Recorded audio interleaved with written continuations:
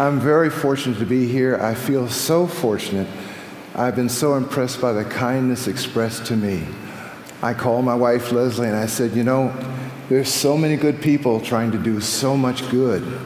It feels like I've landed in a colony of angels. It's true, it's a true feeling. But let me get to the talk. I see the clock is running.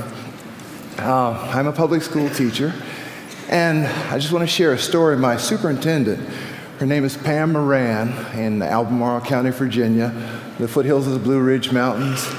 And she's a very high-tech superintendent. She uses smart boards, she blogs, she tweets, she does Facebook, she does all this sort of high-tech stuff. She's a technology leader and an instructional leader. But in her office, there's this old wooden, weather-worn table, kitchen table, peeling green paint. It's kind of rickety. And I said, Pam, you're such a modern, cutting-edge person. Why is this old table in your office? And she told me, she said, you know, I grew up in southwestern Virginia, the coal mines and the farmlands of rural Virginia. And this table was in my grandfather's kitchen. And we'd come in from playing, he'd come in from plowing and working, and we'd sit around that table every night. And as I grew up, I heard so much knowledge and so many insights and so much wisdom come out around this table. I began to call it the wisdom table. And when he passed on, I took this table with me, brought it to my office, and it reminds me of him. It reminds me of what goes on around an empty space sometime. The project I'm going to tell you about is called the World Peace Game, and essentially it is also an empty space, and I'd like to think of it as a 21st century wisdom table, really. It all started back in 1977. I was a young man, and I had been dropping in and out of college. And my parents were very patient, but I had been doing intermittent sojourns to India on a mystical quest. And I remember the last time I came back from India in my long white flowing robes and my big beard and my John Lennon glasses, I said to my father, Dad, I think I've just about found spiritual enlightenment. He said, well, there's one more thing you need to find. I said, what is that, Dad? A job. And so they pleaded with me to get a degree in something. So I got a degree, and it turned out to be education. It was an experimental education program. It could have been dentistry, but the word experimental was in it, and so that's what I had to go for. And I went in for a job interview in the Richmond Public Schools in Virginia, the capital city, bought a three-piece suit, my concession to convention, kept my long beard and my afro and my platform shoes at the time, it was the 70s. And I walked in and I sat down and had an interview, and I guess they were harder for teachers because the supervisor, her name was Anna Aero, said I had the job teaching gifted children. And I was so shocked, so stunned, I got up and said, well, thank you, but what do I do? Gifted education hadn't really taken hold too much. There weren't really many materials or things to use. And I said, what do I do? And her answer shocked me. It stunned me. Her answer set the template for the entire career I was to have after that. She said, what do you want to do? And that question cleared the space. There was no program directive, no manual to follow, no directives no standards in gifted education that way. And she cleared such a space that I endeavored from then on to clear a space for my students, an empty space whereby they could create and make meaning out of their own understanding. So this happened in 1978, and I was teaching many years later, and a friend of mine introduced me to a young filmmaker. His name is Chris Farina. Chris Farina is here today at his own cost. Chris, could you stand up and let them see a young visionary filmmaker who's made a film. This film is called World Peace and Other Fourth Grade Achievements. He proposed the film to me. It's a great title. He proposed the film to me, and I said, well, yeah, maybe it'll be on local TV and we can say hi to our friends. But the film has really gone places. Now, it's still in debt, but Chris has managed through his own sacrifice to get this film out. So he made a film, and it turns out to be more than a story about me, more than a story about one teacher. It's a story that's a testament to teaching and teachers. And it's a beautiful thing, and the strange thing is when I watch the film, I had the eerie sensation of seeing it. I saw myself literally disappear. What I saw was my teachers coming through me. I saw my geometry teacher in high school, Mr. Roussel's wry smile under his handlebar mustache. That's the smile I use, that's his smile. I saw Jan Polo's flashing eyes. And they weren't flashing in anger, they flashed in love, intense love for her students. And I had that kind of flash sometimes. And I saw Miss Ethel J. Banks, who wore pearls and high heels to elementary school every day. And you know, she had that kind of old school teacher stare. You know the one. And I'm not even talking about you behind me because I got eyes in the back of my head. You know that teacher? I didn't use that stare very often, but I did have it in my repertoire. And Miss Banks was there as a great mentor for me. And then I saw my own parents, my first teachers. My father, a very inventive, spatial thinker. That's my brother Malcolm there on the right. And my mother, who taught me in 4th grade in segregated schools in Virginia, who was my inspiration. And really, I feel as though when I see the film, I have a gesture she does like this. I feel like I am a continuation of her gesture. I'm one of her teaching gestures. And the beautiful thing was I got to teach my daughter in elementary school, Madeline. And so that gesture of my mother's continues through many generations. It's an amazing feeling to have that lineage. And so I'm here standing on the shoulders of many people. I'm not here alone. There are many people on this stage right now. And so this World Peace Game I'd like to tell you about. It started out like this. It's just a 4-foot by 5-foot plywood board in an inner city urban school, 1978. I was creating a lesson for students on Africa. We put all the problems of the world there, and I thought, let's let them solve it. I didn't want to lecture or have just book reading. I wanted to have them be immersed and learn the feeling of learning through their bodies. So I thought, well, I'd like to play games. I'll make something, I didn't say interactive, we didn't have that term in 1978, but something interactive. And so we made the game, and it has since evolved to a 4-foot by 4-foot by 4-foot plexiglass structure, and it has 4 plexiglass layers. There's an outer space layer with black holes and satellites and research satellites and asteroid mining. There's an air and space level with clouds, big puffs of cotton we push around, and territorial airspaces and air forces. A ground and sea level with thousands of game pieces on it, even an undersea level with submarines and undersea mining. There are 4 countries around the board. The kids make up the names of their countries. Some are rich, some are poor. They have different assets, commercial and military. Each country has a cabinet. There's a prime minister, secretary of state, minister of defense, and a CFO or comptroller. I choose a prime minister based on my relationship with them. I offer them the job, they can turn it down. And then they choose their own cabinet. There's a World Bank, arms dealers, and a United Nations. There's also a weather goddess who controls a random stock market and random weather. That's not all. And then there's a 13-page crisis document with 50 interlocking problems, so that if one thing changes, everything else changes. I throw them into this complex matrix, and they trust me because we have a deep, rich relationship together. And so with all these crises, we have, ethnic and minority tensions. We have chemical and nuclear spills, nuclear proliferation. There's oil spills, environmental disasters, water rights disputes, breakaway republics, famine, endangered species, and global warming. If Al Gore is here, I'm going to send my 4th graders from Agner Hurt and Venable School to you because they solved global warming in a week.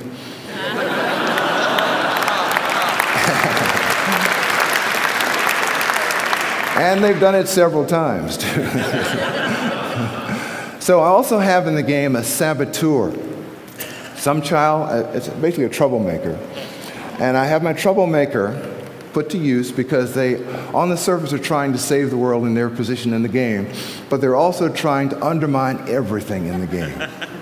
They do it secretly through misinformation, ambiguities, and irrelevancies, trying to cause everyone to think more deeply. The saboteur is there, and we also read from Sun Tzu's The Art of War, Fourth graders understand it, 9 years old, and they handle that and use that to understand how to not follow, at first they do, the path to power and destruction, the path to war. They learn to overlook short-sighted reactions and impulsive thinking, to think in a long-term, more consequential way. Stuart Brand is here, and one of the ideas for this game came from him with the Coevolution Quarterly article on a peace force. And in the game, sometimes students actually form a peace force. I'm just a clock watcher. I'm just a clarifier. I'm just a facilitator. The students run the game. I have no chance to make any policy whatsoever once they start playing.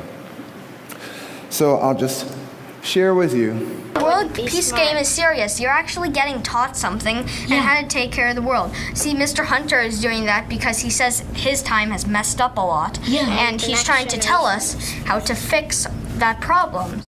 I offered them a... Actually, I can't tell them anything because I don't know the answer, and I admit the truth to them right up front. I don't know. And because I don't know, they've got to dig up the answer. And so I apologize to them as well. I say, I'm so sorry, boys and girls, but the truth is we have left this world to you in such a sad and terrible shape. We hope you can fix it for us, and maybe this game will help you learn how to do it. It's a sincere apology, and they take it very seriously. Now, you may be wondering what all this complexity looks like. Well, when we have the game start, here's what you see. All right, we're going into negotiation as of now. Go.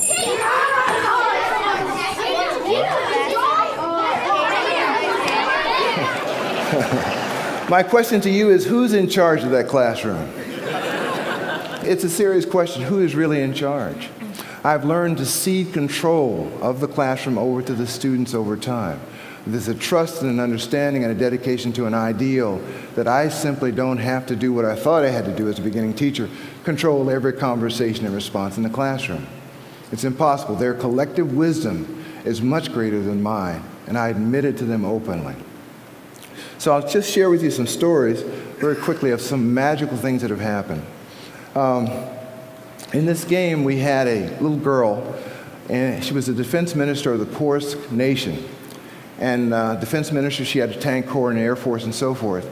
And she was next door to a very wealthy, oil-rich neighbor. Without provocation, suddenly she attacked, against her prime minister's orders, the next door neighbor's oil field. She marched into the oil field reserve, surrounded it without firing a shot, and secured it and held it. And that neighbor was unable to conduct any military operations because their fuel supply was locked up. We were all upset with her. Why are you doing this? This is the World Peace game. What is wrong with you? It's a little girl. And 9 years old, she held her peace and said, I know what I'm doing. I mean, to her girlfriend, she said that. You know, that's a kind of a breach there. And we learned in this, you don't really ever want to cross a 9-year-old girl with tanks. They are the toughest opponents. And we were very upset. I thought I was failing as a teacher. Why would she do this? But come to find out, a few game days later, there were turns where we take negotiation from a team. Then we, actually there's a negotiation period with all teams, and each team takes a turn. Then we go back in a negotiation round and round, so each turn around is one game day. So a few game days later, it came to light that we found out this major country was planning a military offensive and to dominate the entire world. Had they had their fuel supplies, they would have done it. She was able to see the vectors and trend lines and intentions long before any of us and understand what was going to happen and made a philosophical decision to attack in a peace game. Now, she used a small war to avert a larger war, so we stopped and had a very good philosophical discussion about whether that was right, conditional good, or not right. That's the kind of thinking that we put them in the situation. I could not have designed that in teaching. It came about spontaneously to their collective wisdom.